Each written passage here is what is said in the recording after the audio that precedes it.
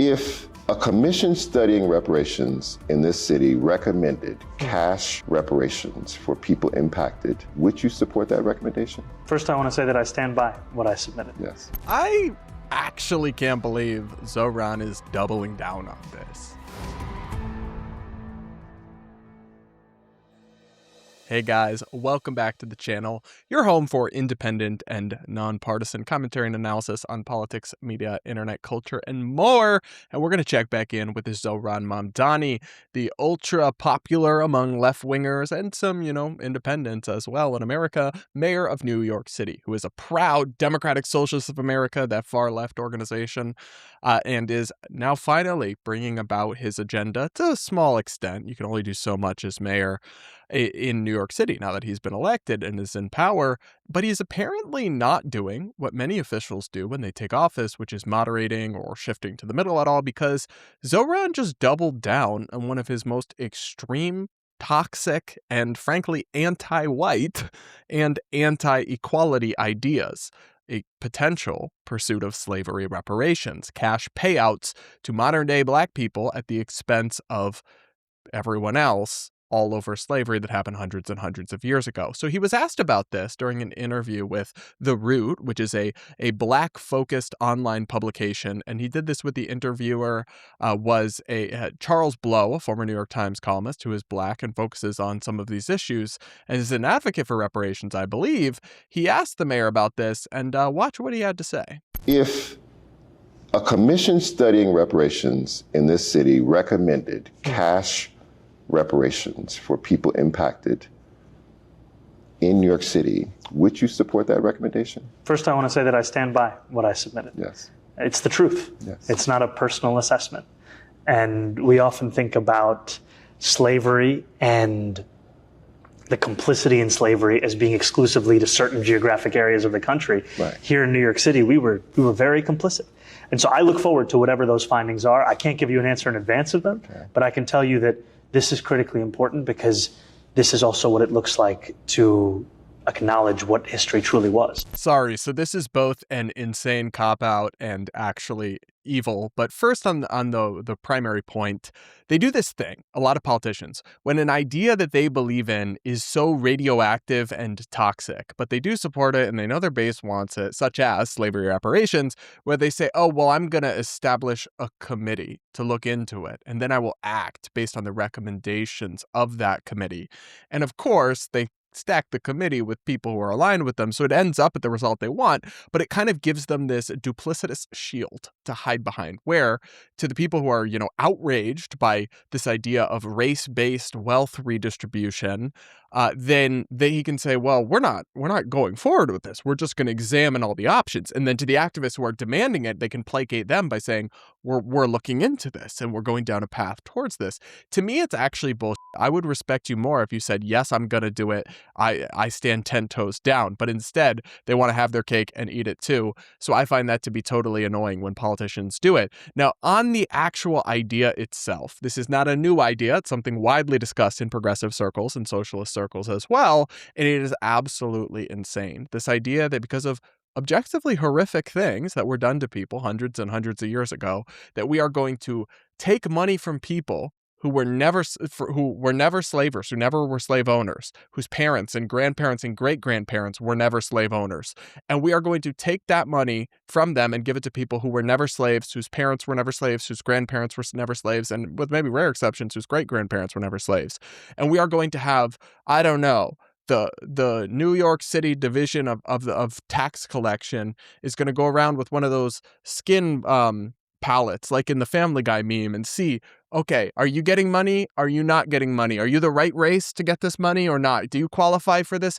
It's insane. It's so utterly immoral. The whole system is a collective punishment on people because of the actions of others who share their skin pigment or heritage, which is actually dystopian and discriminatory. And then it's rewarding people or compensating people for things that never happened to them. And you can draw only a tenuous connection, extremely tenuous, between historical slavery and the present day financial situation of any individual Black person or Black family. Obviously, you could talk about collective trends, but any sort of individual individual restitution, it's not easy to draw a direct connection. And it's far from clear that that's even a thing. But regardless, it's like you can't punish people and for stuff they didn't do. That's dystopian and insane. I want to read you this tweet from conservative PragerU commentator Shabos Kestenbaum. He wrote on X, if Mamdani would like me, a white New Yorker who never owned slaves, to pay a black New Yorker who never was a slave, then I propose every Muslim in New York City, starting with Mamdani, should pay us for 9/11. Please explain why the latter makes no sense, but the former does.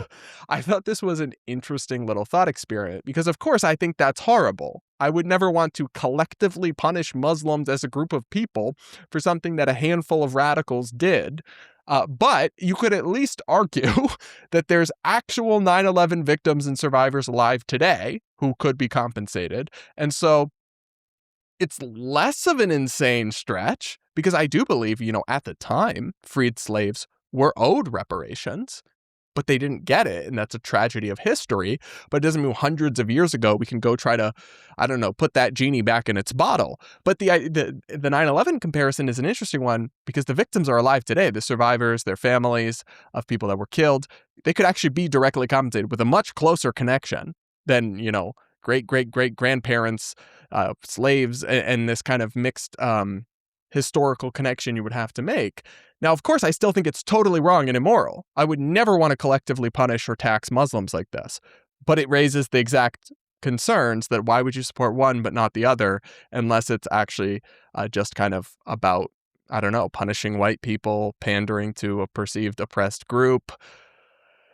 I think it's one of the craziest ideas that is remotely mainstreamed in American politics. And it's also something that's so insanely impractical that it's hard to put into words. I'll give you some examples. First off, what about the descendants of immigrants? Who's going to pay for this? Who's going to receive this? If my family came over, in the 1900s, after slavery ended, my Italian great-great-grandparents or whatever, am I still on the hook for that people did before my family even was here? Now, what about black people who, their parents are immigrants from Nigeria, and I'm a black New Yorker, but my family's roots in America only trace back to 1972. Are they going to get compensated for slavery? How on earth are we going to track this and determine eligibility and who has to pay for it? I guess you could just tax all New Yorkers, but that's still deeply problematic.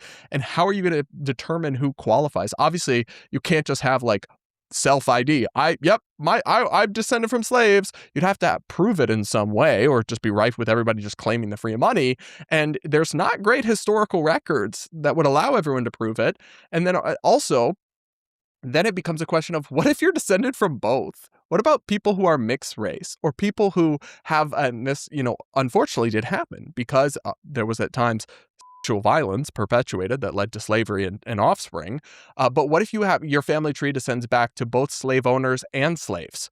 Then do you have to pay and also get it? Do you get half a check? Do you see how this is just a logistical and practical nightmare? Now, I think it's a moral monstrosity regardless. And that we should be, if we want to talk about ways to help advance the black community, right, or help them pursue economic parity, we can and we should. But trying to rewrite hundreds of years old historical injustices with present day race class warfare is not the way to do it, and would actually spark so much backlash and resentment between groups and friction, and would take race relations to a shocking low. But it's just a practical and moral nightmare. And then it would, of course, be astronomically expensive. It's a tough thing to estimate for a city to do. But if you look at the national estimates, and then I just asked Grok to do this, so take it for what it's worth. It's just a back of the envelope calculation. And Grok told me national estimates for closing black-white wealth gaps or compensation for slavery routinely run 10 to 14 trillion or higher with interest compounding, scaled even modestly to New York City's roughly 1.8 million black residents, about 20 to 22% of 8.5 million people.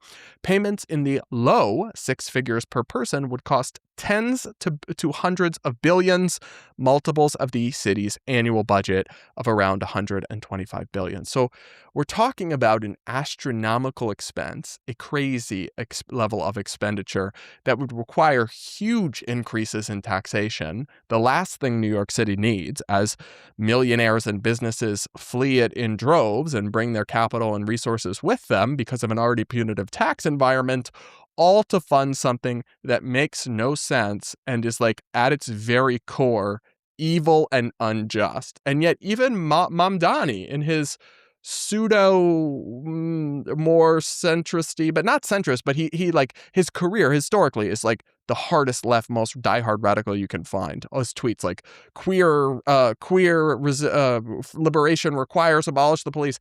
He has obviously tamped down that a little bit. He's no longer out here actively talking about abolishing all prisons or what have you. But even in his kind of veneer of reasonableness, he's still entertaining this utter lunacy. And I don't know, what is he going to do when this commission inevitably comes back with a massive proposal for taxpayer-funded slavery reparations? Is he going to try to go forward with it?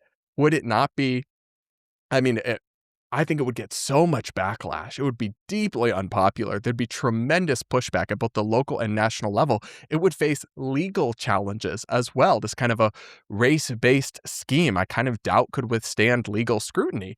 It's all just such a nightmare. But the fact that they take it seriously tells us one of two things, and they stand by it.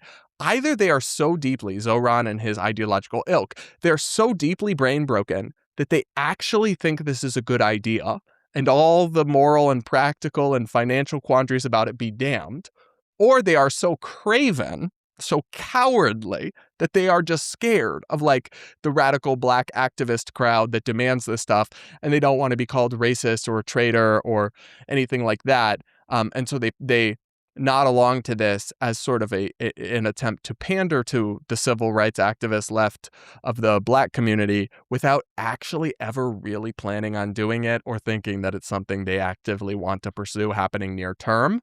I suspect in Mamdani's case, it's a little bit of both. You know what I mean? Like that he simultaneously does believe in it, but he knows that he can't really actually pursue it. So he's kind of also stringing them along with the commission and all that. And back to that, miss me with a commission. We don't need a commission on insane ideas. We know if they're insane or good ideas. And you as a politician, it's your job to know without a 2-year commission, because these commissions cost money often too. The taxpayers pay for it to fund all this. And it's like, no, actually, let's not do that whole charade. Let's just hold you accountable for the position that you take, because you're a grown ass man and you're a decades-long plus politician who is supposed to know what they stand for and what they don't without offshoring responsibility and culpability and decision-making to some commission. I find that ridiculous. Anyway, guys, I don't know. I was a little surprised to see Mamdani still standing by this and doubling down, but actually not really that surprised the more I think about it. What do you guys think? Let me know in the comments. Are you a proud white person ready to flagellate yourself and say, yes, I pay my reparations. I am so sorry. Because I am not. I'm not paying shit. I will absolutely not. I mean, obviously, if it was passed federally and I had no choice and I'm not going to not pay my taxes or whatever, but I would fight tooth and nail to avoid that because I find it to be so insane. Not because I couldn't afford it. I mean, I'm, financially successful enough, but because I think it's so immoral and crazy that you want to take my money away for stuff that has nothing to do with me just because of my skin pigment or my heritage or what have you.